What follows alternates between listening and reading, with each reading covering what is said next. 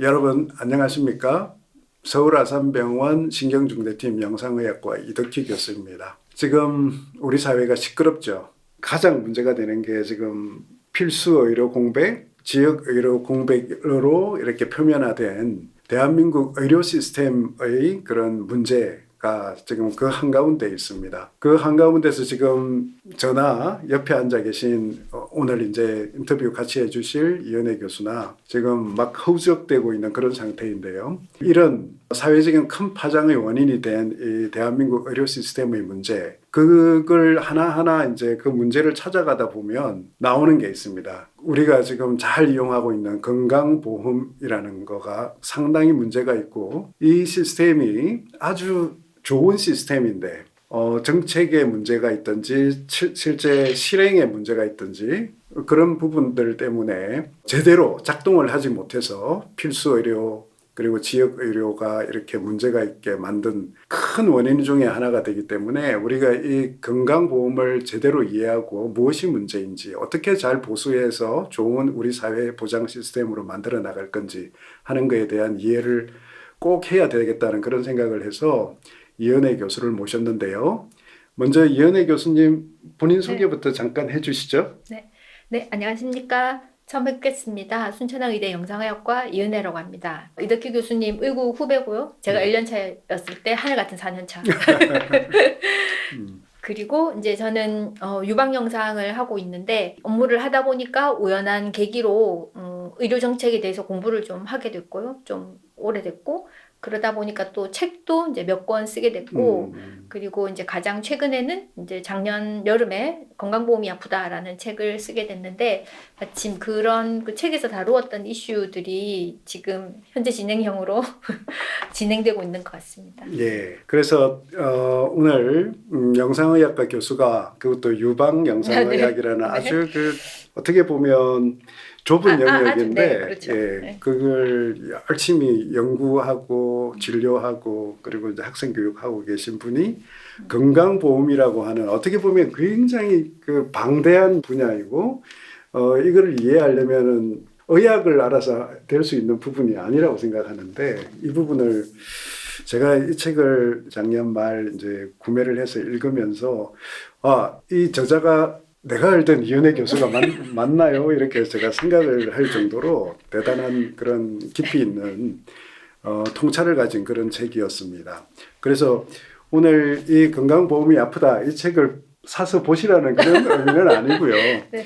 오늘 이 책 내용에 이은혜 교수께서 말씀하신 강조하신 내용을 중심으로 해서 건강보험이 왜 아픈지 그럼 이 어떻게 먼저 이 건강보험을 치료를 할 건지 하는 얘기를 좀 나눠보도록 하겠습니다. 사실 교육까지 해야 되는 이런 의대 교수의 기본 업무만 해도 사실은 가랑이가 찢어지는데 네. 여기서 어떻게 의료 정책까지 관심을 두게 되셨는지요? 일단 이제 제가 그 몇 번의 계기와 어떤 우연 이런 것이 있었는데요. 첫 번째 계기는 제가 이제 그 서울 아산병원에서 레지던트를 하고 첫 직장이 분당 차병원이었거든요. 네. 그리고 제가 이제 고향이 대구입니다. 네. 그래서 도시 지역에 살다가 제가 강릉 아산병원으로 이직을 했는데 네. 그 어떤 그 초반에 제가 강릉에 가서 얼마 안 됐는데 할머니 환자가 한 명 찾아왔는데요. 제가 그 환자를 만나고 사실 조금 충격을 먹었거든요. 그러니까 이제 도시 지역에서는 문만 열고 나가면 병원이 널려 있고 네. 많은 의사가 있고 네. 그 중에 한 병원을 선택해서 나를 만나러 오는데 그 할머니는 정말 새벽밥을 지어 먹고 산 넘고 물 건너 버스를 3번 갈아타고 그 저를 만나려고 오신 거예요. 그리고 제가 그때 아마 지금도 비슷할 것 같은데 강원도의 유일한 그 유방 영상을 전공하는 전문의였거든요. 그래서 이 환자가 의사를 만나는 접근성이 도시와 비도시 지역 간에 너무 차이가 크구나라는 거가 사실 저는 좀 충격이었습니다. 이게 왜 이런가 이렇게 생각하기 시작했군요. 네. 그리고 이제 두 번째 계기는 제가 유방 영상을 한다고 이제 말씀드렸는데요. 그 유방 영상의 가장 그 많은 포션은 국가암 검진이거든요. 유방암 검진. 네. 그래서 제가 그때 이제 학회에 임원을 하면서 국가암 검진 질관리 사업에 제가 참여를 하게 됐습니다.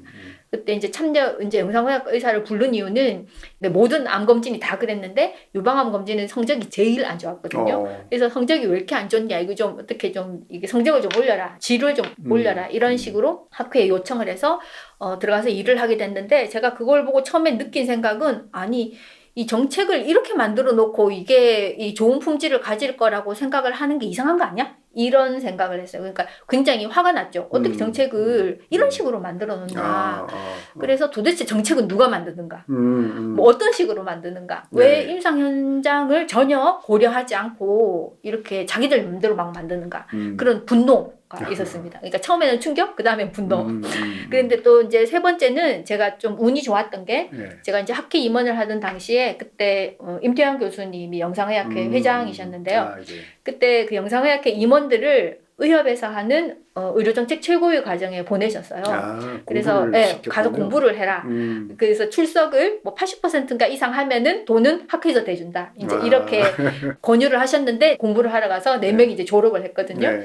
의료정책 그 최고위 과정에서 제가 이제 이규식 교수님을 만났는데, 그분 강의를 듣고 이게 뭔가 답일 것 같다는 생각이 들었어요. 그게 무슨 말인지 사실 좀 다 이해는 안 됐는데 너무 용어도 어려워서 이거를 파야 되겠다, 이제 이렇게 생각을 하고, 그때가 2013년이었거든요. 네, 10년 전이네. 네, 그래서 이규식 교수님을 이제 연락처를 의협에서 받아가지고 이제 졸졸졸 따라다니면서 네, 그래서 이제 계속 공부를 하게 됐고, 또 이제 필요해서 보건대학원에 이제 입학도 하고, 그런 식으로 하다 보니, 관심만 있어서 된 게 아니라 또 그렇죠. 나름 우연히 체계적으로 있었죠. 네. 억지로 만드신 게 지금까지 이렇게 온 거군요. 10년이나. 네.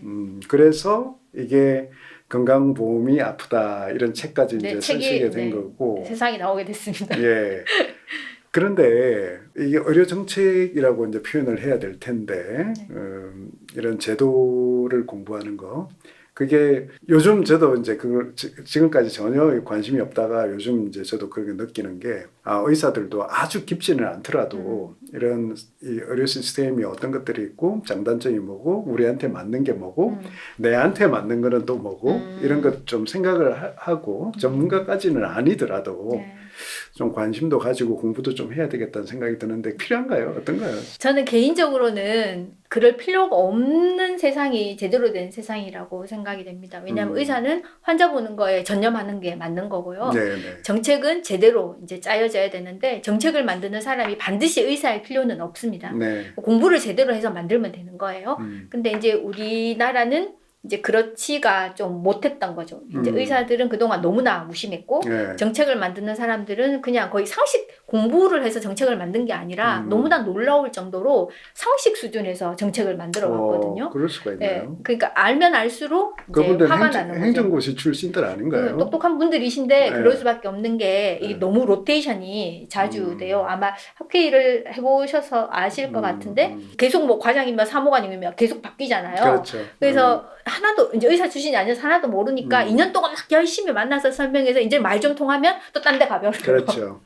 그러니까 순환 근무를 하니까. 그러니까 이제 굉장히 어렵고, 그래도 이제 그분들이 소신을 가지고 공부를 하시면 좀 좋을 텐데, 그게 또 어려운 게, 우리나라는 주로 의대 교수를 포함해서 모든 사람들이, 공무원, 심지어 기자, 이런 분들도 다 미국으로 유학을 가지 않습니까? 그렇죠. 이게 저는 큰 문제라고 생각해요. 왜냐면 우리나라의 건강보험 제도는 독일식 제도거든요. 독일식 비영리 제도예요.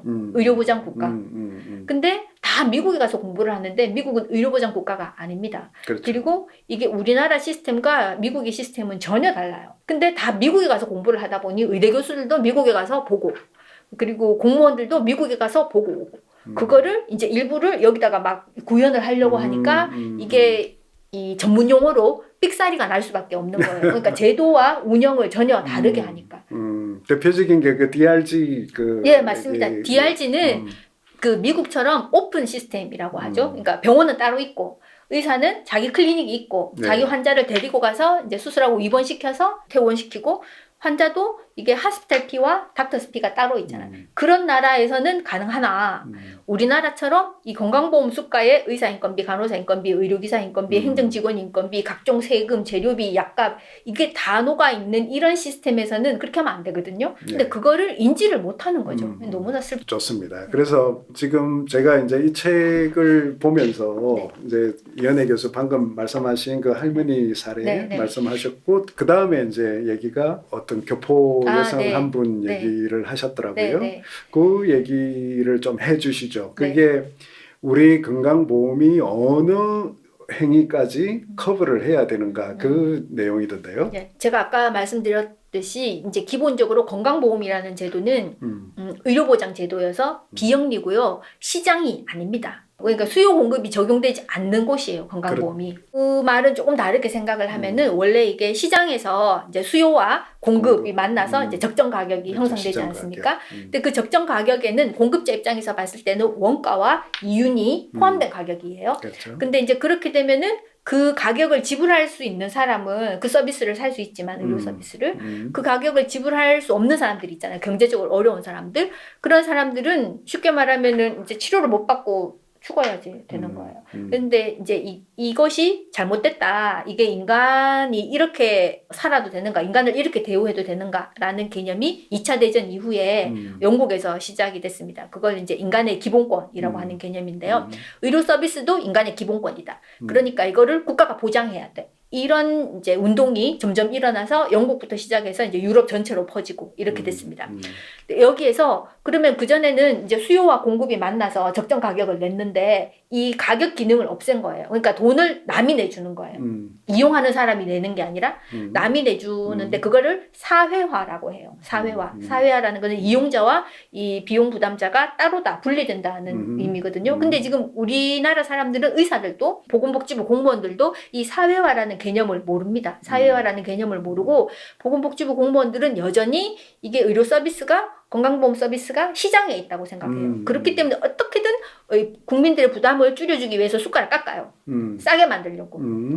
그리고 반면에 이제 의사들은 이거를 자기가 돈 들여서 공부하고 뭐 이제 그렇게 됐잖아요. 자기가 대출 받아가지고 병원 만들고 이렇게 하다 보니까 의사들은 이거를 사적 재화라고 생각을 합니다. 그렇죠. 그러니까 이거 내가 돈 빌려가지고 내가 열심히 해가지고 내가 돈을 버는데 왜 정부가 간섭해? 이제 이렇게 생각을 하거든요. 근데 둘 다 틀렸어요. 네. 이게 이제 그 의료 서비스가 원래는 사적 재화인데 이거를 사회화 시켰기 때문에 비영리로 만든 거죠. 그러니까 원래 네. 영리인데 영리를 인정하지 않게 되는 거죠. 그러면은 이제 공급자에게는 뭘 해줘야 되냐면은 너가 이걸 원가만 받아라. 대신 원가만 받고 운영을 할 수 있게 해줄게. 그러니까 그 운영을 한다는 거는 의사 인건비, 간호사 인건비, 의료기사 인건비, 행정기사 인건비, 뭐 약제비, 재료비, 뭐 기타 등등 이게 가능해야 되는 거예요. 다만 너는 영리는 허용할 수 없어. 근데 이걸로 운영은 할 수 있게 해줄게. 이게 이제 의료보장 제도거든요. 근데 우리가 이제 그동안 나라가 어려웠기 때문에 이게 77년에 만들었잖아요. 의료보험을. 77년에 우리나라 GDP가 $1,000였거든요. $1,000로는 의료보험을, 사회보험을 할 수가 없습니다. 그렇죠. 할 수가 없는데 이제 그때는 필요해서 이제 억지로 한 거예요. 그런데 이제 이게 우리가 점점점 더 잘 사라지면서 처음에는 약간 편법처럼 그러니까 의료비 할인 제도로 처음에 사실 도입한 거예요. 그랬지만은 점점 GDP가 올라가면서 이거를 이제 제대로 했었어야 됐는데, 그러니까 저수가, 저부담에서 적정수가, 적정부담으로 했었어야 됐는데 우리가 그 타이밍을 놓치고 건강보험을 통합을 해버렸어요.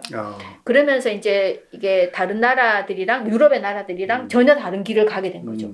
그때부터 그 통합 이후로부터 우리나라의 건강보험 제도는 굉장히 영리화됐고요. 지금 뭐 의료 영리화를 걱정하는 목소리들이 많은데 지금 굉장히 영리화가 심하고 저는 뭐 미국이랑 다를 바가 없다고 생각이 되고 미국보다 더 심하다고 생각되는데 예. 지금 방금 말씀하신 그 내용이 굉장히 이론적으로 중요한 말씀을 이제 해주셨는데 우리 건강보험이 가지고 있는 문제를 잘 말씀을 하신 건데 사실은 와닿지가 않겠죠. 저조차도 한 50%는 못 알아들은 것 같아요. 네네. 그래서 교포 유방암 환자분 사례를 조금 설명을 네. 해주시고 네. 그 예가 뭐가 문제였는지 네. 그리고 좀 깊이 들어가 주시면 네. 좋을 것 같아요. 그 첫 번째 사례가 뭐였냐면은 유방암 환자가 왔는데 네. 한국에 사는 사람이 아니에요. 한국인인데 한국에 사는 사람이 아니고 이제 그 뉴질랜드 시민권자. 그러니까 뉴질랜드는 무상 의료를 하는 나라거든요. 그렇죠. 근데 굳이 우리나라에 와서 이제 유방암 수술을 받으려고 한 이유는 유방암 수술도 수술인데 이제 유방을 절제하고 나서 유방 성형을 그거를 이제 우리나라는 건강보험 급여를 적용하고 있기 때문에 그것 때문에 온 거예요. 그러니까 뉴질랜드에서 수술을 받아도 공짜예요. 그러나 유방암 수술 후에 그 유방을 재건하는 그거는 보험 급여로 안 해주거든요. 그 부분은 이제 네. 미용적인 목적이 크다. 뭐 네, 이렇게 네. 보나 봐요. 네. 그죠? 그래서 거기에서는 유방암 수술만 받을 수 있고 성형 수술을 받을 수 없으니까 우리나라로 와서 유방암 수술과 성형 수술을 동시에 받는 거예요. 그런데 이게 사실은 그 뉴질랜드가 상식이거든요. 다른 의료보장 국가들도 꼭 필요한 거, 기본적인 것만 해주지 네. 추가적인 거, 그러니까 삶의 질에 대한 거는 이게 건강보험에서 좀 안 해줘요. 의료보장에서는 기본권 의료, 그러니까 꼭 필요한 거, 생명에 관련되는 거 그런 것만 해주지 좀 안 해주는 경향이 있거든요. 왜냐하면 네. 너무 돈이 많이 드니까. 근데 우리나라만 그거를 하다 보니 그거를 이용하기 위해서 이제 특히 우리나라 국민들이 들어와서 이용을 하죠. 근데 뭐 우리나라 국민들은 뭐 그까지 봐주겠는데 문제는 다른 나라 사람들까지 너무나 많이 들어온다는 거예요.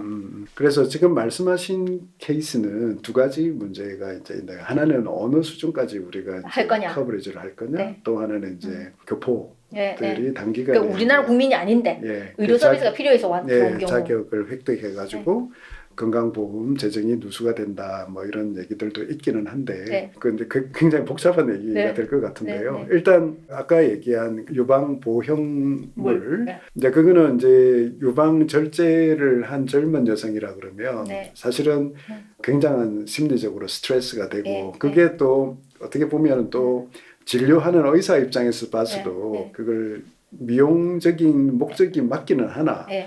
그 만족도나 네. 또 그런 걸 고려할 때 충분히 해줄 수도 있지 않냐. 건강보험에서 커버해 줄 수 있는 내용이 아니냐 예, 이렇게 예. 또 주장할 수 있는 예, 거잖아요. 그래서 요거는 우리가 이제 그 어느 선까지 우리가 커버할 거냐 하는 거는 어떻게 보면은 전문가적인 입장과 그리고 이제 소비자들의 얘기도 듣고 또 이제 이 재정을 실제 써야 되는 입장에서 이렇게 잘 논의를 해가지고 그리고 우리가 그 적응증이라고 그러죠. 그걸 이제 잘 만들어내야 되는 거 아닌가 하는 그런 생각은 들기는 하는데 이 교수님 경험에서 봤을 때는 그런 사례들이 굉장히 많다 이런 얘기인 거죠. 네. 근데 그러니까 어디까지 해줄 것이냐 하는 네. 거는 그거는 이제 그 의료보장 원칙 중에 최소 수준의 원칙이라는 거가 있거든요. 그러니까 죽고 사는 문제를 확실히 해결해줘요. 근데 그 이상을 하면은 돈이 너무 많이 들기 때문에 지양하는 분위기입니다. 근데 이제 선생님께서 말씀하신 것처럼 아니 그 유방 한쪽 없어지면 얼마나 상실감이 크냐. 네, 그것도 네. 거의 뭐 엄청난 스트레스다. 그 기왕 살려줬는데 그것까지 하면 안 될까? 이제 이렇게 말씀을 하실 수 있는데 두 가지 때문에 안 됩니다. 첫 번째는 우리가 그 정도로 건강보험료를 많이 내고 있는가? 그러니까 우리나라 건강보험료가 법의 8%를 넘지 못하게 되어 있고 지금 7.09%거든요. 근데 다른 나라 보통 이제 사회보험제 우리나라처럼 이런 시스템을 가진 나라들은 보통 14% 정도 냅니다. 가까운 일본만 해도 10%고요. 많이 나라는 네덜란드인가 거기 16점 몇 %예요. 우리보다 배를 더 내는 거예요. 그런 나라도 보형물은 안 해줍니다.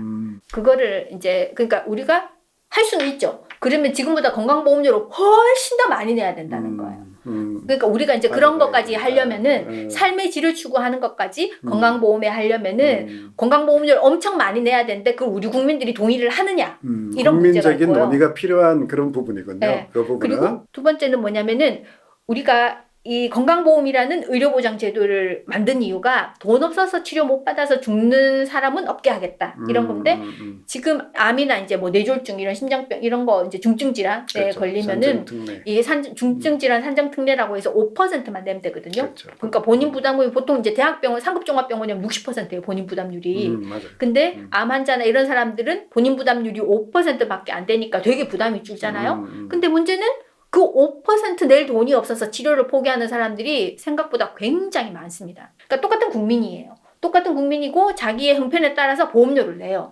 근데 누구는 지금 삶의 질을 추구하기 위해서 몇 천만 원짜리 수술을 해달라. 건강보험 급여로. 이런 사람도 우리나라 국민이고 그 5%를 못 내서 치료를 포기하는 사람도 우리나라 국민인 거예요. 그렇죠. 그럼 우리가 같은 보험료를 가지고 뭘 해야 될까요? 일단 우선순위. 이거를 해결하고 돈이 남으면 이걸 해야 되는데 이거는 팽개치고 이거를 하니까 잘못됐다는 거죠. 그러니까 왜 이렇게 됐냐? 최소 수준이라는 원칙이 있는데 아무도 이걸 생각 안 하기 때문에. 그렇습니다. 그래서 이게 잘 돌아가게 하는 게 진짜 중요한 거 아닌가 이런 생각이 드는데요. 근데 그 책에 뭐 이게 지금 몇 달 전에 이제 나온 책인데도 지금 우리가 문제로 지금 지적하고 있는 여러 가지들을 잘 짚어주셨더라고요. 그 중에서 제 눈에 띈 게 제가 저번에 영상에 올렸었는데 네. 우리 실손보험, 네. 뭐 실비보험 이렇게 부르는 거. 네, 네.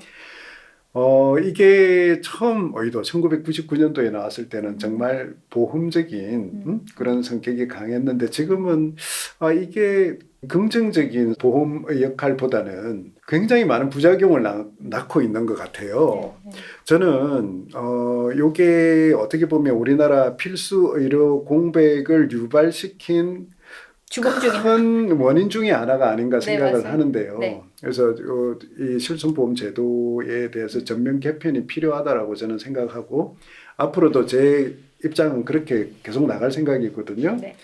요거 관련해 가지고 이 책에서 말씀하신 그 내용 한번 네. 다시 한번 정리해 주시죠. 그러니까 실손보험은 우리나라 같은 단일 공적 보험 제도만 있는 나라에서는 허락하면 안 되는 제도입니다. 뭐 잘못된 거죠. 첫 단추가. 그러니까 우리나라에 들어오면 안 되는 제도예요. 그러니까 조금 설명을 해드릴게요. 네. 그러니까 우리나라는 건강보험이 유일한 의료제도예요. 유일한 의료제도이고 이게 의료보장제도잖아요. 네. 근데 원래 다른 의료보장 국가들은 국가가 이제 공적 재정을 만들어서 뭐 건강보험료든 세금이든 공적 재정을 만들어서 국민에게 기본권 의료를 제공을 하되 근데 이제 그 기본권 의료는 최소 수준을 맞춘다 그랬잖아요. 근데 고급 진료를 원하는 사람들이 있어서 네. 이 사람들의 그 수요를 충족시키기 위해서 그 프라이빗 섹터를 둡니다.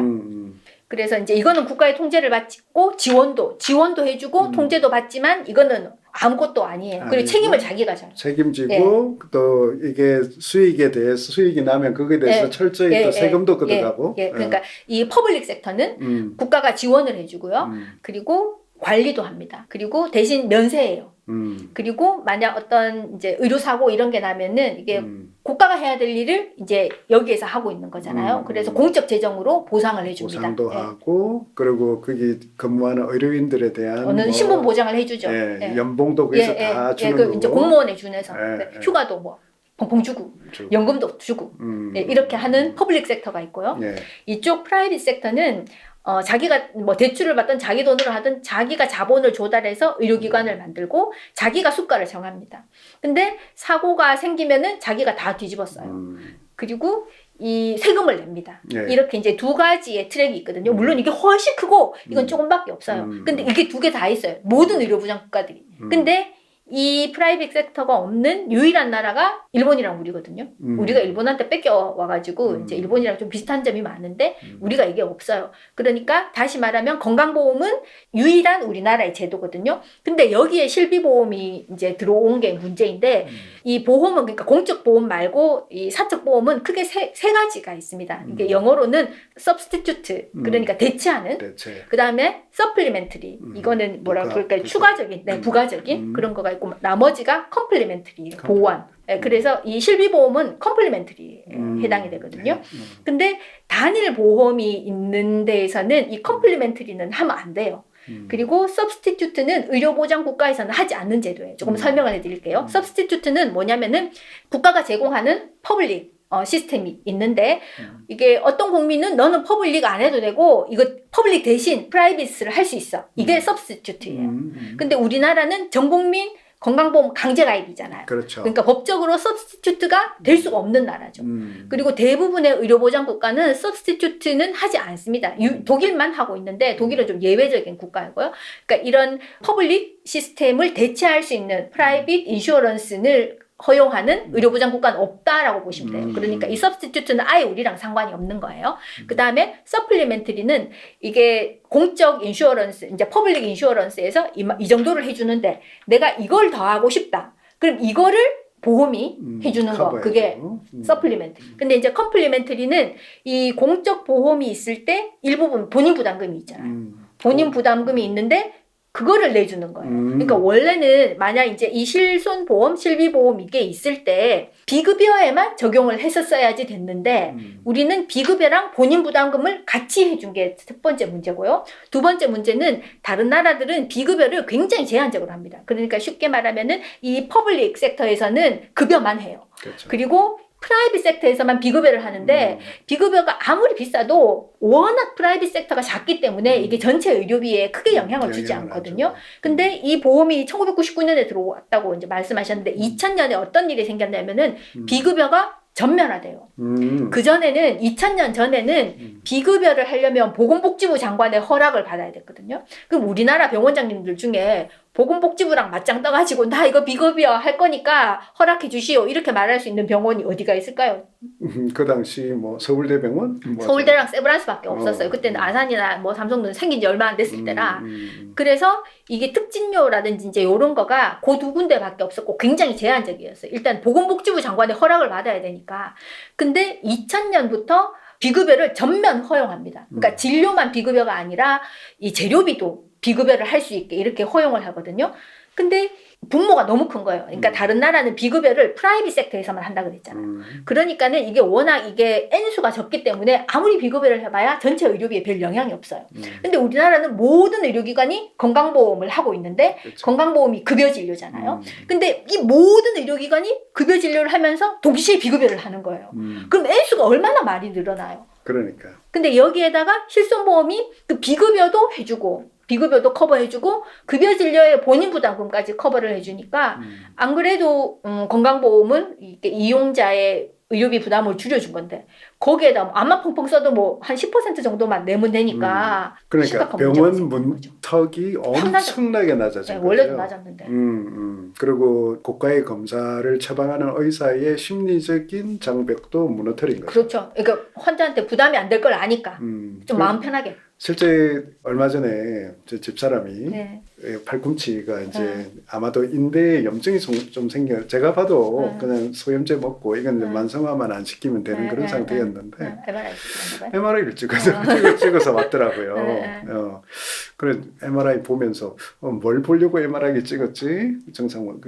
근데 뭐 MRI 찍어서 이상한 진단이 또 나올 수도 있죠. 근데 그러기에는 그냥 일반적인 진료라고 저는 보기 힘들어서. 그렇죠. 아마도 그런 처방을 내면서 처방 내는 분이 아마도 당연히 실손보험이 있을 거니까 심리적인 부담이 없을 거다라고 생각했을 것 같아요. 그런데 저는 실손보험 없습니다. 제 집사람은. 우리나라 국민들의 70% 이상이 실손보험을 3,900만 명이라고 그럴까요? 그러니까 거의 다 5천만에 지금 4천만 원이니까 거의 80%? 그렇죠. 그리고 재미있는 사실은 건강보험료보다 실손보험료를 더 많이 내요. 그러니까 2013년 자료에 의하면은요. 2013년 자료 이후로는 실손보험에 대한 이런 대대적인 연구를 제가 못 찾았는데 2013년 때 그때 우리나라 국민들의 1인당 건강보험료가 9만 원이었어요. 근데 그때 실손보험료 로 얼마 낸지 아세요? 33만 원. 그거는 뭐 많이 내는 분들 사례 아니었나요? 그러니까 어차피 이제 평균이니까요. 평균. 네. 근데 이제 지금 우리나라의 그 건강보험료 평균이 12만 원 정도거든요. 2021년 기준으로. 근데 실손보험료도 이제 더 올랐겠죠. 이게 문제는 뭐냐면은 이게 건강보험료보다 실손보험료를 훨씬 더 많이 낸다는 거예요. 그러면 어떤 생각이 들 것 같으세요? 본전 그렇죠. 그러니까 열심히 이용을 하는 거예요. 그러니까 불필요한 의료 이용을 조장한 주범이라고 봐야 되죠. 그렇죠. 그래서 필수 의료를 하는 의사들도 힘들게 병원에서 그 뭐 밤늦게 수술하고 또 그러면서도 적자과로 이렇게 지키고 맨날 원장님한테 불려가고. 또 이제 어느 때 보면은 또 뭐 고소장 그렇죠. 소송 법무팀에서 연락 오고 뭐 이런 사례들이 겪다 보면 쉽게 로 리스크 하이 리턴. 그렇죠. 할 수 있는 그런 걸 가다가 보니까 그게 지금 제가 쉽게 얘기하지만 그게 제가 요 몇 년 사이에 이렇게 보거든요. 그러니까 전문의를 하고 나서 우리가 또 세부 전문의를 1, 2년 하잖아요. 그걸 하겠다고 하는 젊은 분들이 점점점 줄입니다. 왜 그런가 이렇게 물어봤더니 다 이제 너무 이게 차이가 많아지니까. 조그만한 병원에서 이제 그런 의사 수요가 굉장히 많고 그리고 이제 여러 명이 같이 근무할 수 있는 기회도 있다 보니까 또 대학병원 이상으로 또 휴가나 그렇죠. 학회, 삶의 질이. 삶의 질이 차이가 너무 많이 나니까 이제 그런 선택을 하는 젊은 의사들을 저는 뭐라고 할 수는 없죠. 네, 그렇죠. 근데 그 원인이 이 실손보험, 실비보험이라는 게 이용자나 처방을 내는 의사들한테 심리적인 저항선을 무너뜨려 버렸다는 거예요. 네, 그래서 그게 결국은 의료 이용을 늘리고 병원에 많이 오게 되면 결국 건강보험에도 또 그렇죠. 적용되는 경우가 그렇죠. 많아지니까 그렇죠. 또 그렇고요. 네, 아무리 수가가 낮아도 그런 말이 있잖아요. 가랑비에 바지가 젖는다. 그러니까 아무리 이게 저수가여도 네. 수시로 병원을 오니까 전체로 그렇죠. 건강보험 재정에는 부담이 되죠. 그래서 제가 그런 생각을 해봤거든요. 아까 이 민간 의료 보험의 보험료가 세 배가 넘어요. 건강보험보다 훨씬 더 많다고 그랬는데 그럼 저는 이런 생각합니다. 민간 의료 보험에 내는 그 보험료의 일부만이라도 건강보험의 보험료를 올리는데 조금 쓴다면 우리가 건강보험 좋아지겠죠? 전체에서 쓸 수 있는 보험금 그죠? 전체 네. 재정이 부유해지면 네. 훨씬 이 정책을 하는 분이나 아니면 실제 이제 그걸 수행하는 입장에서는 여유 있게 될 텐데. 할 수 있을 것 같은데, 그죠? 그러나 그런 일은 쉽지가 않습니다. 아니, 우리 국민들의 좀 이 상황에 대한 이해가 깊어지면 그런 판단을 하시게 되지 않을까? 그 시장은 진짜 수요와 공급의 법칙에 의해서 움직이는 시장 아닌가요? 이 국민들이 건강보험은 그러니까 사실 거의 준조세잖아요. 네. 이게 내게 아니고 너무나 아까운 돈인 거야. 근데 실손보험은 아무튼 내가 어떻게 할 수 있으니까 이거는 내 거. 그러니까 최대한 이용해야 돼. 뭐 이제 약간 이런 식으로 그런 이중적인 태도 때문이 아닌가 싶은데요. 선생님께서 말씀하신 것처럼 우리가 그 실손보험 내는 거에 한 3분의 1만 건강보험료에 합쳐져도 훨씬 더 좋을 텐데 네, 많은 문제가 해결될 수 있을 것 같다는 생각이 들어요. 네. 그리고 또 문제로 지적한 게 닥터 쇼핑이던데요. 네네네. 그 유방 영상 쪽에는 어떤 사례가 있습니까? 아마 이제 유방 영상뿐만 아니라 거의 모든 분야가 마찬가지일 텐데 일단 암 진단을 받으면 기본 대학병원 2군데 이상 보통 이제 가죠. 그리고 특히 이제 비수도권에 계신 분들은 그 원래 살던데 대학병원에서 이제 진단받고 무조건 서울에 한 군데 이상 가서 이제 나름 크로스 체크를 하시는데 이게 의료보장 제도를 가진 나라에서 이렇게 환자가 맘대로 돌아다니는 나라는 전 세계에서 한국이 유일합니다. 이건 좀 잘못된 거고요. 근데 원래 이렇진 않았어요. 원래 이렇진 않았는데 중간에 제도를 바꾼 거죠. 그 진료 의뢰서라는 그게 제대로 작동을 하면 되는데 제대로 작동을 할 수가 없는 것이 없죠. 예. 예. 그러니까 이제 명목상 상급종합병원에 가서 진료를 받으려면 진료 의뢰서가 필요한데 그게 없어도 상급종합병원 가정의학과를 통하면은 다 진료를 볼 수 있잖아요. 그러니까 이게 그 유명무실해졌고 또 문제는 예를 들어서 이제 그 처음 진료한 의사가 아니 이걸로 지금 우리 병원에서 할 수 있다. 굳이 뭐 서울 안 가도 된다. 이렇게 말을 하더라도 아니면은 이제 뭐 암이 아니고 당뇨 아니면 뭐 폐렴 뭐 이런 거다. 그러면은 한 종합병원 수준에서도 충분히 할 수 있잖아요. 폐렴 뭐 이런 거는 뭐 담낭염 뭐 이런 거는 충분히 할 수 있는데 환자가 가겠다고 했을 때 굳이 안 가셔도 됩니다. 우리 병원에서 할 수 있어요. 이러면은 환자들이 뭐라고 하게요? 당신 책임질 수 있어? 이렇게 말을 하거든요. 근데 책임을 그렇죠. 질 수가 없는 게 왜냐면 그 의사가 다 돈을 물어내야 되기 때문에 지금 이제 소송의 부담이 많이 증가하고 있잖아요.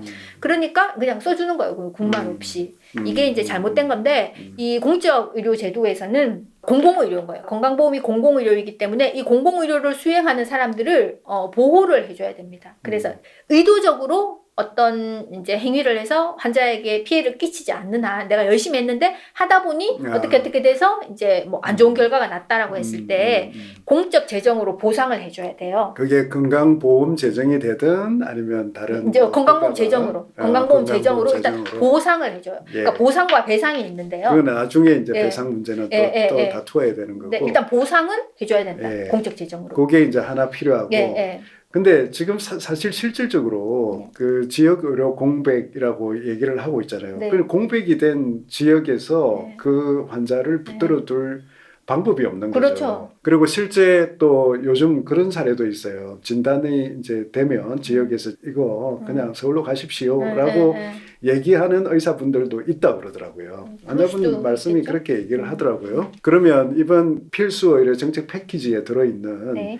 지역 의료를 어떻게 다시 활성화시킬 건가 하는 네. 여러 가지 그런 대책들이 나와 있던데 네. 그게 먼저 선행이 되고 그런 다음에 이제 그 진료 권역이라는 개념을 다시 우리가 되살려서 적용하면 조금씩 되지 않을까 싶은데 네. 그래서 닥터 쇼핑하는 분들도 있지만 의사들도 문제가 있어요. 그렇죠. 그 도덕적 해이가 소위 말하는 그 쪼개기 환자도 있고 의사에게도 있죠. 예. 근데 대학병원에서는 그걸 사실은 보기는 힘들기는 한데 근데 만약에 뭐 특정 인센티브 제도의 어떤 그런 인센티브를 가진다든지 그런 모티베이션이 있다든지 이러면 그럴 수가 있거든요. 그래서 이런 부분들도 우리 의료인들이 정말 진지하게 내가 지금 하고 있는 행위가 우리 사회에 어떤 영향을 미치는지를 생각하면서 해야 될 거라는 생각이 듭니다. 그 말씀도 맞는데 네. 의사도 환자도 결국은 제도에 순응하는 사람들이거든요. 의사가 뭐 제도를 만들 수도 없고 만들지도 못하고 환자 역시 제도를 어떻게 변화할 수 없는 존재예요. 우리는 이제 그런 장치가 하나도 없는 거죠. 그러니까 이 의료보장 제도에서 가격 부담을 줄이면은 이용자 입장에서는 이 도덕적 해이가 생길 수밖에 없거든요. 그거를 제어하는 장치가 이제 환자 의료 체계이고 이 공급자의 도덕적 해이를 줄이는 장치가 원가를 보전해 주는 거예요. 그리고 대신 자본 비용을 지원해 주는 거예요. 예를 들어서 뭐 30억짜리 MRI를 산다. 30억짜리 MRI를 사려면 얼마나 돈을 계속 모아야지 살 수 있잖아요. 그거를 나라가 사주는 거예요. 정부가. 중앙정부가 됐던 지방정부가 됐던 비싼 거는 해주고 너는 이 수가 받아가지고 이게 인건비랑 운영비만 해. 이렇게 해야 이게 돈을 벌어야 되겠다는 생각을 안 하잖아요. 그 문제는 또 소위 말하는 제대로 된 공공의료 부분에서 다시 한번 다뤄야 될 네. 그런 부분 같습니다. 그래서 이게 산정특례 제도 했잖아요, 그죠? 전체 이제 의료비의 5%만 내도 돼가지고 중증 희귀질환이라든지 뭐 이런 거 특히 암, 그죠? 암 진단 받으신 분들 같은 경우에는 엄청 도움이 많이 되는 건데. 다른 분들도 사실은 그 상당한 부담을 느끼시는 분들이 있어요. 이런 산정특례에 해당 안 되는 분들도. 그런 측면에서 봤을 때 우리 지금 현재 건강보험이 커버할 수 있는 의료비가 그때 얼마더라? 60 몇 %던데 70%가 안 되대요. 보장률이 보장률. 예, 뭐 많이 계산하면 후하게 계산하면 64%, 그냥 막 깎으면 한 60%. 그 정도 좀 그렇게 내려왔어요. 그러니까 이제 그 보고를 같은 해에 보고할 때도 이게 보건복지부가 우리나라 국민들에게 말할 때랑 OECD 보고할 때가 수치가 달라요. 정말요? 그건 또 처음 듣는 얘기인데. 그래서 요 수치를 무조건 올리는 그 숫자를 아름답게 만든다기보다도 실제 이용자가 체감할 수 있는 보장성을 높여줄 수 있는 그런 방법들이 있나요? 있죠, 당연히. 근데 이제 예를 들면 이런 거예요. 의료급여 수급자가 있잖아요. 의료급여 수급자는 일단 보험료도 한 개도 안 내고 본인 부담금이 0이잖아요. 그러니까 이런 분들은 그 도덕적 해이가 좀 평균보다 조금 심합니다. 물론 모든 분들이 다 그런 거는 아닌데 그래서 이제 특히 의료급여 수급자 중에는 급여 일수가 1000일이 넘는 사람들이 급여 일수가 1000일이라는 게 어떤 의미냐면 1년이 휴일 빼고 그럼 250일이 남죠. 급여 일수가 1000일이라는 건 하루에 4번 의료기관을 방문한다는 거예요. 얼마나 바빠요. 매일. 매일매일 4군데를 가야 급여 일수가 1000일이 넘는데 그 1000일 넘는 사람들이 몇천 명이 있으니까 이게 도덕적 해이가 발생하는 거죠. 근데 문제는 그 의료급여 수급자는 뭐 그렇다 쳐도 문제는 차상위 계층이 존재한다는 거예요. 그러니까 쉽게 말하면 그 송파 세모녀 이제 이런 분들이에요. 그리고 이제 제가 책에도 썼듯이 그 5% 본인 부담금을 못 내서 치료 포기한 할머니들. 그러니까 이런 차상위 계층은 보험료도 내야 되고 본인 부담금도 내야 되는데 사실 차상위 계층과 그 의료급여 수급자의 그 차이가 뭐 재산 상태라든지 이런 거가 뭐 큰 차이가 안 날 때가 많고요.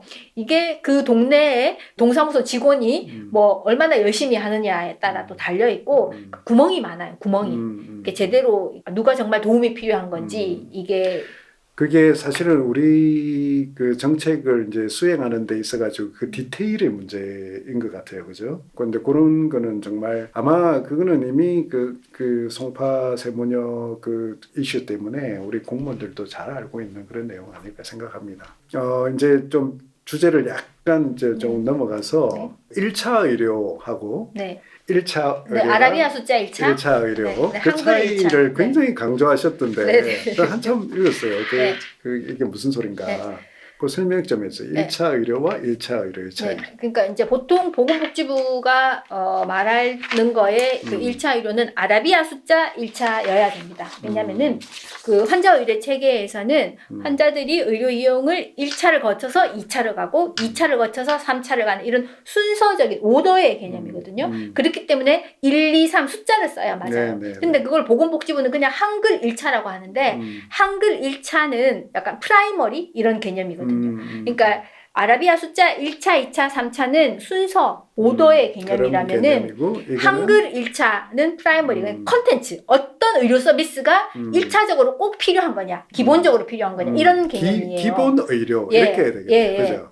근데 이제 이걸 막 섞었으니까는 되게 정책이 막 말이 이상하게 안 맞을 때가 있는데 근데 이제 여기에서 슬픈 지점은 어떻게 뭐 행시를 치신 분들이 이게 아라비아 숫자 1이랑 한글 1도 구분을 못하나. 근데 이것도 좀 슬프죠. 근데 문제는 이게 네이밍이 잘못되면 정책이 올바로 될 수가 없습니다. 여기에서 슬픔이 존재하는 거예요.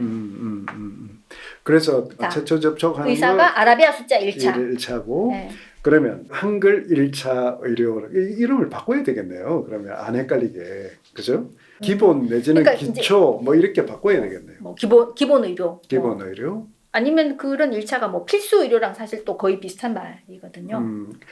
필수 의료란 말도 이거 굉장히 디파인하기 정의를 내리기가 지금 잘못되고 힘들어요. 있는데요. 그러니까 지금 이제 보건복지부는 필수 의료라는 말을 2013년부터 썼는데 그 뭐 소아과 산부인과 뭐 응급외과 외과 이런 데 있잖아요. 사실 바이탈이 그런 과를 필수 의료라고 말을 하고 있는데 그거는 굉장히 잘못된 네이밍이에요.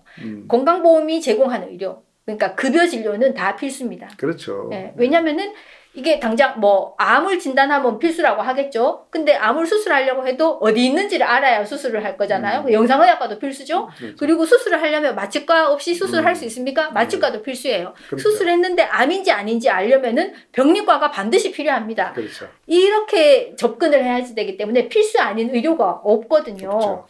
근데 이 보건복지부는 그 뭐 내외산소, 뭐 응급외과 이런 것만 필수라고 하면서 다른 거는 뭐 그냥 내비를 두고 있는데 그게 아니라 건강보험 자체가 필수 의료. 그리고 이런 지금 최근에 문제가 되고 있는 기피과, 소위 이제 몇몇 그런 문과들은 취약 의료라고 해요. 그리고 우리 그 의학 한림원에서도 이걸 취약 의료라고 붙였어요. 그러니까 저랑 이게 의견이 똑같더라고요. 되게 반가웠는데 나랑 생각이 똑같네 이러면서.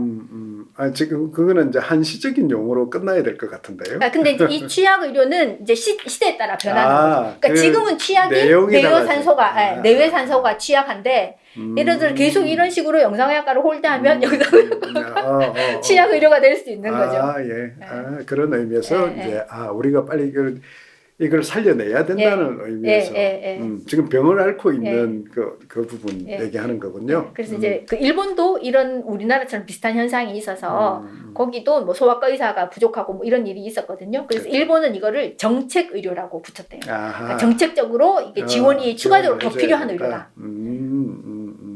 그래서 지금 이제 그 필수 의료라고도 표현할 수 있는 그게 바로 한글 1차이다라고 했는데 그러면 요 한글 1차 의료는 어떤 거 얘기하는 겁니까? 예를 들면 그러니까 이제 그 국민들에게 기본적으로 필요한 거죠. 예를 들어서 뭐 예방 이런 것도 필요하고요. 이제 상담 이런 것도 필요하잖아요. 그리고 간단한 처치 뭐 예를 들어 찢어졌으면 꾸며줘야 되잖아요. 그런 이제 그러니까 의료 전달 체계에서 그 1차는 아라비아 1차는 처음 만난다는 처음이라는 그런 뜻에서 이제 1일 뿐이지 최초 접촉.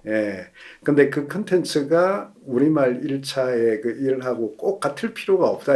같은 건 아니다. 이제 이런 의미에서 그런 거죠. 그러니까 한글 1차에는 아라비아 숫자 1차도 포함되겠죠.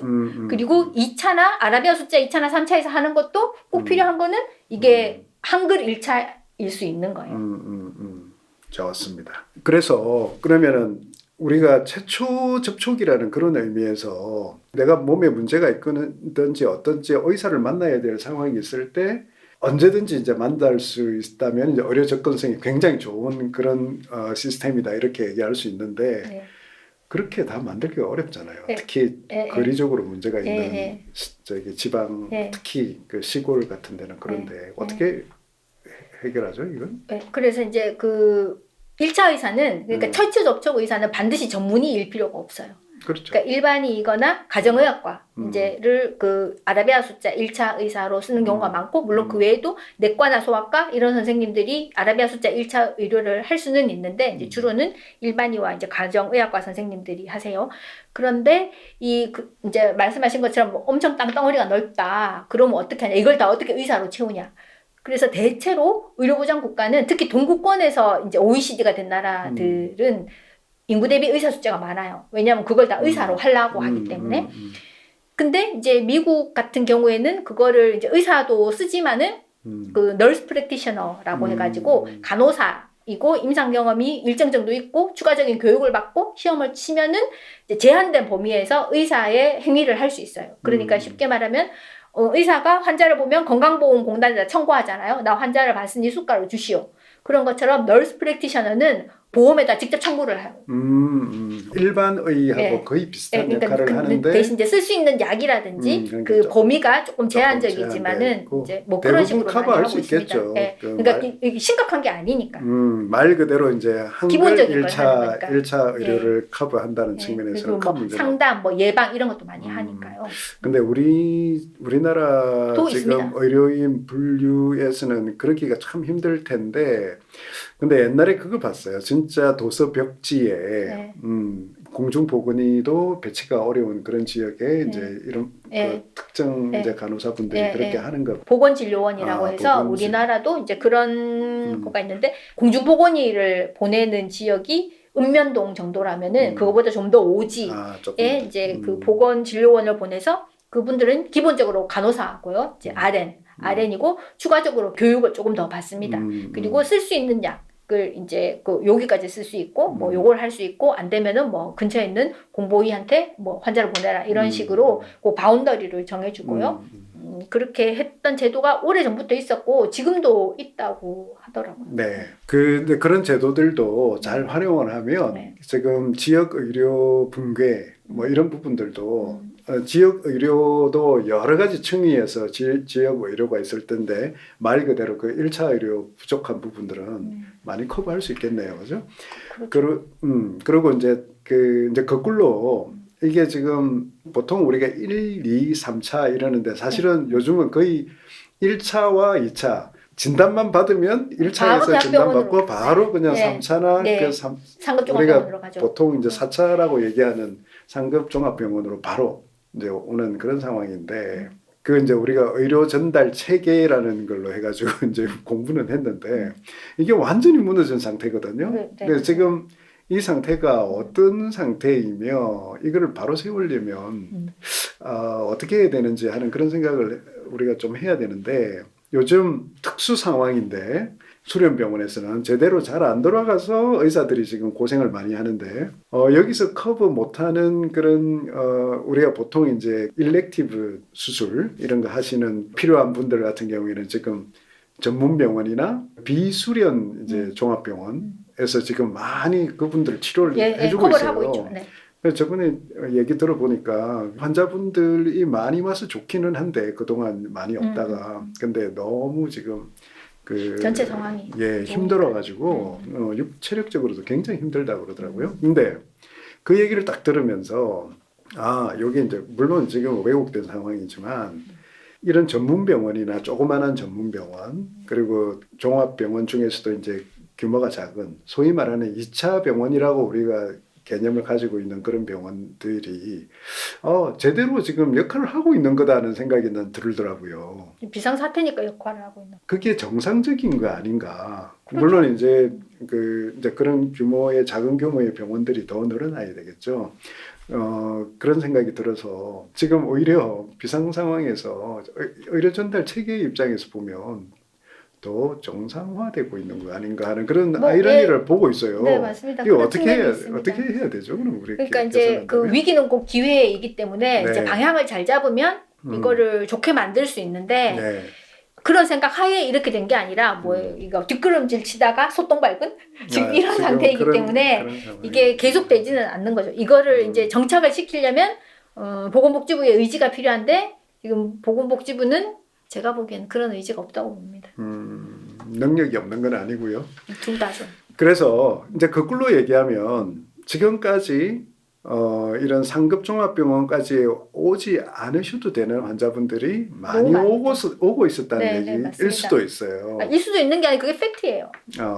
그래서 이런 작은 병원과 대형 병원이 지금 경쟁을 하는 그런 시스템이 돼버리니까 더 이제 문제가 됐는데, 그러면 요거를 좀 정상화시킨다는 그런 측면에서 경증이라는 표현도 그렇고 굳이 아주 초전문적인 그런 치료가 필요하지 않은 분들을 이런 상급 종합병원으로 몰리지 않게 하는 그런 방법이 있을까요? 그런 방법은 예. 그 환자 의료 체계, 그러니까 소위 의료 전달 체계라고 하는 그거를 다시 정착을 하면 돼요. 원래 우리가 이게 있었는데 1995년과 1998년에 없앴거든요. 그러면서 이제 환자들이 자유롭게 갈 수 있게 된 거예요. 그전에는 권역이 있어서 예를 들어서 뭐 대구, 경북 권역, 부산, 경남 권역, 뭐 충청 권역, 뭐 이런 식으로 권역이 있어서 거기에 있는 대학병원에서 일단 하고, 동네에서 하고, 이제 조금 도시에서 하고, 그리고 뭐 도청 소재지 이런 데 있는 대학병원에서 하고, 여기에서 안 되면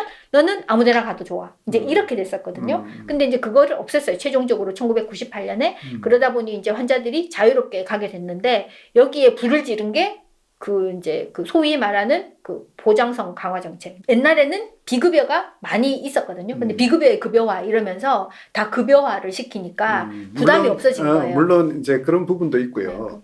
두 번째는 여기 또 실비보험 들어가야 돼요. 네, 그러니까 서울 가서 그러니까 하고, 기본적으로 실비보험은 깔려 있어요. 그 있고 그 다음에 또 뭐 KTX 이런 것도 KTX 있죠. SRT가 네. 나는 완전히 그냥 기름을 부었다라고 생각하거든요. 네, 불에다가. 그리고 너무 싸요. 일본 사람들은 신칸센이 너무 비싸서 동경으로 우리처럼 수시로 가서 치료를 받겠다는 생각을 못 한대요. 또 그런 측면도 있군요. 그런 것도 있고. 그렇다고 SRT를 올릴 수는 없잖아요. 그러니까 이제 중요한 거는 그 지역 사회가 지역이 유지가 되어야 일단 청년들이 안 빠져나가고. 그런데 우리는 지금 그게 안 되잖아요. 그러니까 왜 부모님들이 아프면 서울을 가냐? 자식들이 다 서울에 있어요. 그러니까 우리나라 인구의 50%가 수도권에 살지 않습니까? 그러니까 이제 애가 아프면은 부모에게 심리적으로 의지하듯이 부모님도 일정 정도 이상 나이가 되면은 편찮으시면 자식들에게 의지하고 싶은 마음이 있거든요. 그리고 이제 수도권에 사는 자식들도 평소에는 이제 잘 못 내려가 보는데 편찮으시다고 하니까 어떻게든 내 옆에 와 있어야지 그래도 가끔이라도 들려다 보잖아요. 그러니까 자꾸 올라오시라고 하는 거예요. 그러니까 옛날에는 올라오는 게 물리적으로 어려웠는데 다 제한이 있어서 그 제한을 다 풀어줬고 교통비도 싸고 막 이러니까 이제 올라오시라고 하게 된 거죠. 그러니까 환자들이 올라가니까 지방에서는 N수를 채우지를 못하는 거예요. 그러니까 이제 점점 의료기관이 문을 닫게 되고 그러다 보니 아니 웬만하면 집근처에서 하려고 했는데 아무도 없어. 그러니까 또 가야 되고 이런 식으로 악순환이 지금 맞습니다. 이제 심지어 이제 의사까지 이제 그냥 서울 가시죠. 이렇게 쉽게 그냥 얘기를 할 수 있는 그런 상황까지 왔기 때문에. 왜냐하면 무리하게 치료를 하다가 혹시 잘못되면 그러니까 기본이 살려야 돼. 무조건 낫게 해야 돼. 근데 조금이라도 문제가 생기면 옴팡 뒤집어 쓰잖아요. 그러니까 누가 그 리스크를. 그러네요. 이제 이 부분이 결국 이제 또 필수 의료 문제를 해결하는 해법으로 또 이것도 적용이 필요한 부분이고, 또 하나는 이게 닥터 쇼핑이라든지 이렇게 무분별한 의료 이용을 좀 이렇게 제한하는 그런 걸로 해가지고 뭐 그 얘기했네요. 메디컬 세이빙 어카운트. 이건 뭐 어떻게 하는 겁니까? 이제 이거는 사실 엄밀하게는 의료보장 제도는 아니에요. 그러니까 의료보장 제도의 약간의 자본주의 방식을 이제 합친 건데요. 쉽게 말하면 이제 우리가 건강보험료를 내잖아요. 그러면 절반은 내가 내고 절반은 이제 고용주가 내잖아요. 근데 직장 의료보험 같은 경우에. 근데 그 메디컬 세이빙 어카운트는 절반은 건강보험 재정으로 모이는데 절반은 나의 계좌에 강제 저축이 돼요. 그걸 맘대로 뺄 수 없어요. 그러니까 일정 정도 예를 들어 뭐 1,000만 원, 5,000만 원 이렇게 일정 정도는 무조건 차 있어야 돼요. 왜냐면 이거는 의료비로 써야 되니까. 그리고 이거 이상이면은 그걸로 뭘 할 수 있냐면 집을 살 수 있고요.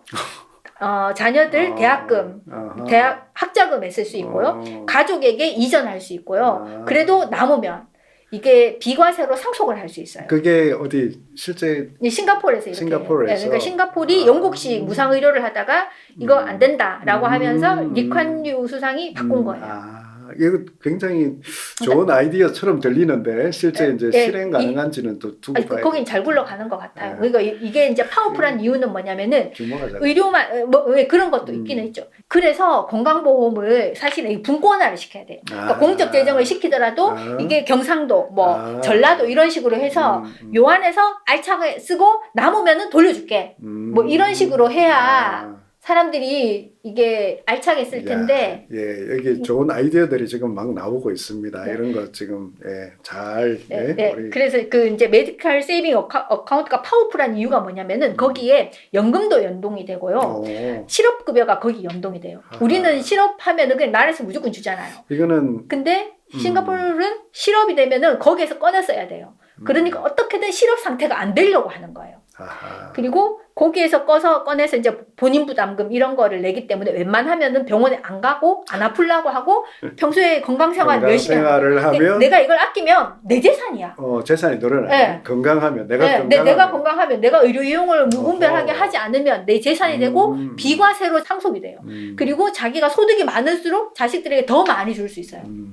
물론 아주 없는 사람들은 나라에서 해줘요. 그러니까 이제 이런 식으로 하면서 도덕적 해이를 자연스럽게 없애준 거죠. 그러면 의사들이 옛날에는 그냥 우리나라처럼 하면 그냥 아무 의사한테 가가지고 이 의사가 환자를 낫게 하든 낫게 하지 않든 무조건 의사들은 행위를 했으니까 건강보험에 청구를 하게 되잖아요. 근데 저런 식이 되면은 환자가 자기 어카운트에서 돈을 빼서 본인 부담금을 지불해야 되기 때문에 의사들이 정신 바짝 차리고 있어야 되는 거예요. 선택을 받아야 돼요, 환자들한테. 그렇군요. 네.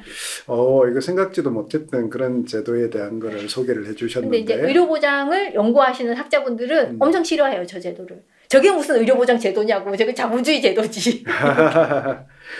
근데 뭐 잘 실행되고 있다 그러면 그 장점들을 들여다볼 필요 있다고 생각합니다. 네.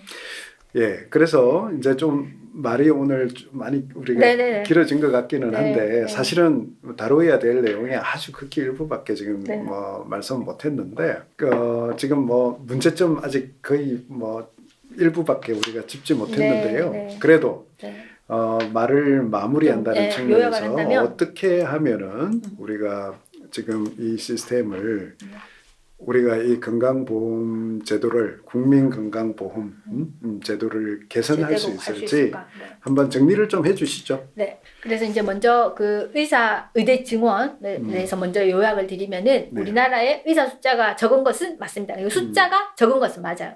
그러면 전부가 부족하냐? 어떤 데는 넘치고 어떤 데는 부족해요. 그게 이제 소위 말하는 필수의료, 원래 이름은 취약의료라고 했잖아요. 그래서 이거를 전반적으로 다 늘리는 것보다는 선택적으로 해야 비용이 덜 든다는 거예요.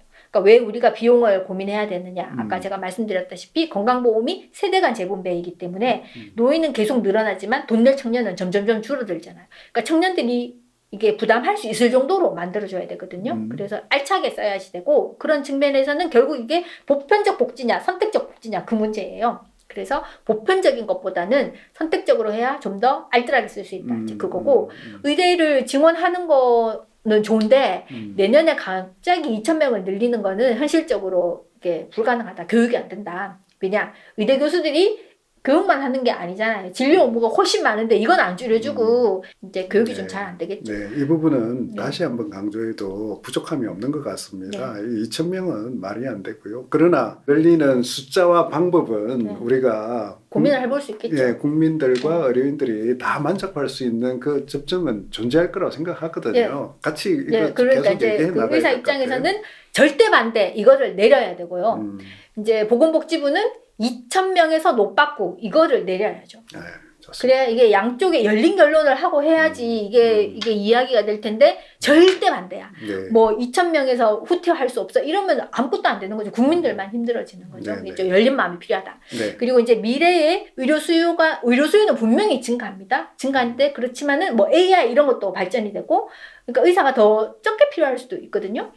그렇기 때문에 이게 미래는 정말 이게 늘어날지 줄어들지 모르죠. 뭐 알 수 없고 아무도 그거를 모르는 거죠. 어디를 의학적 필요도의 기준으로 자르느냐에 따라서 또 다른데 네. 문제는 의사 수가 증가하면 의료비가 증가한다는 거는 이건 이미 증명되어 있어요. 모든 나라에서 증명되어 있고 우리나라 네. 자료도 그렇습니다. 제가 오늘 말씀드리진 못했는데 네. 그래서 좀 생각을 해야 된다는 말씀을 드리고요. 그다음에 그럼 어떻게 할 거냐? 지금 의대를 내년에 2,000명을 증원을 하더라도 이 실제로 의사를 하려면 한 10년은 걸리잖아요. 군대 다 빼고도 10년은 걸리지 않습니까? 그러면 10년 동안 이 국민들을 이게 손가락 빨게 그냥 내버려 둘 거냐? 그게 아니고 당장 뭔가를 해줘야 되거든요.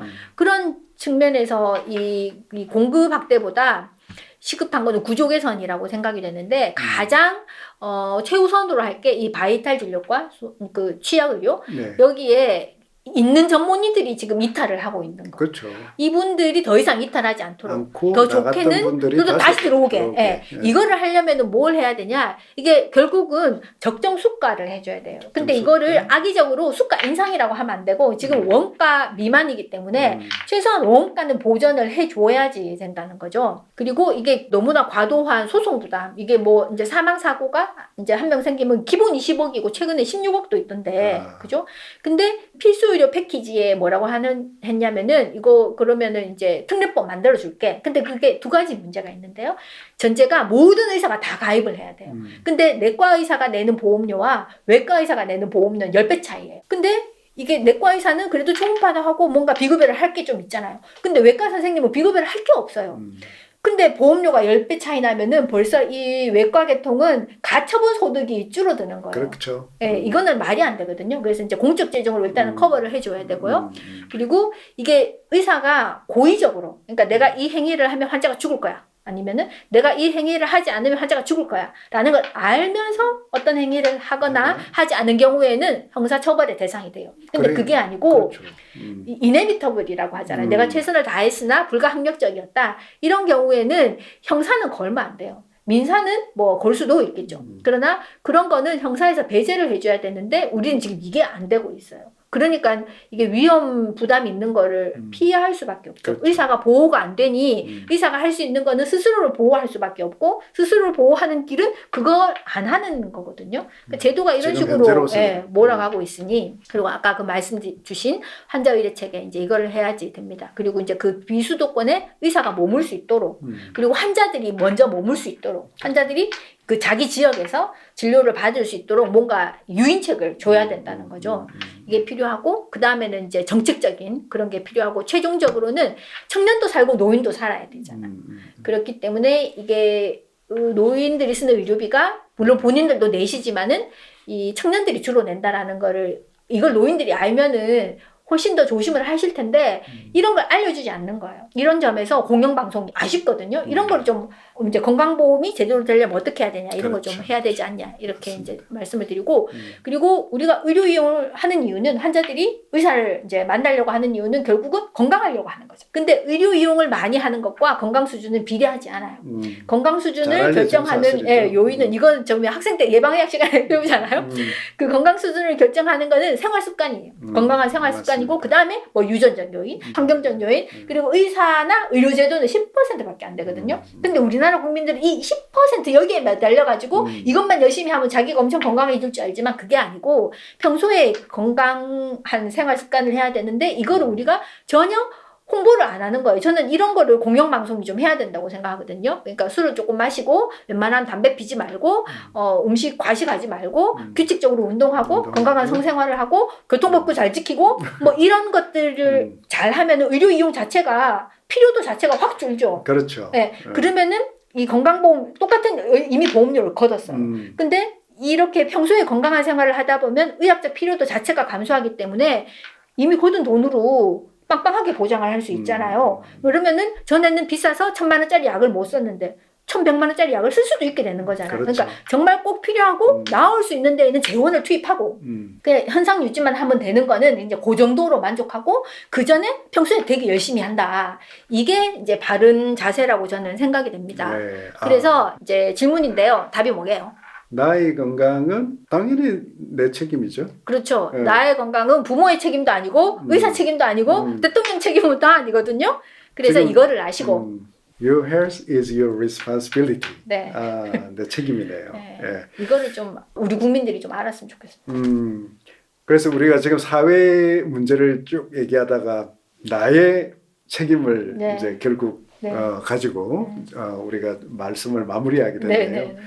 오늘 이현애 교수님을 모시고 건강보험과 그리고 지금 우리 대한민국 의료가 겪고 있는 여러 가지 문제점도 얘기하고 깊이 들어가 보지는 못했지만 이제 가볍게 터치하는 정도였기는 했는데 어떤 방향으로 개선이 되어야 하는지까지도 조금 말씀을 나눠볼 수가 있었는데 오늘 이 말씀을 들으신 분들이 조금이라도 지금 현재 문제를 이해하시는데 도움이 되셨기를 바라는 그런 마음입니다. 그 마지막으로 제가 한 가지 네. 말씀을 드리면요. 네.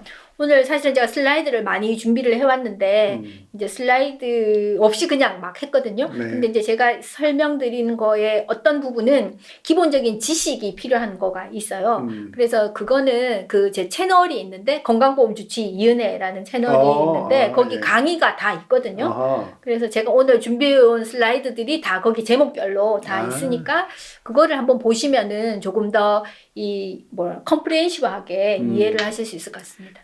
그러면은 저희 요 영상 끝에 네. 링크를 달아 놓겠습니다. 그 네, 밑에 네. 그 설명 부분에 네. 그 링크를 네, 달아 놓을 테니까 네. 참고하시면 좋겠습니다. 의사분들도 좀 들어가셔가지고 건강보험 이해하시는데 조금 도움 받으시면 좋겠네요. 자, 오늘 장시간인데요. 말씀은 요 정도로 마무리하고 여러분들의 적극적인 그런 어떤 공정한 여론 이 지금 우리 사회의 문제를 빨리 해결하는 데 도움이 된다는 사실 다시 한번 기억해 주시면 감사하겠습니다. 네, 이상 마치도록 하겠습니다. 감사합니다. 감사합니다.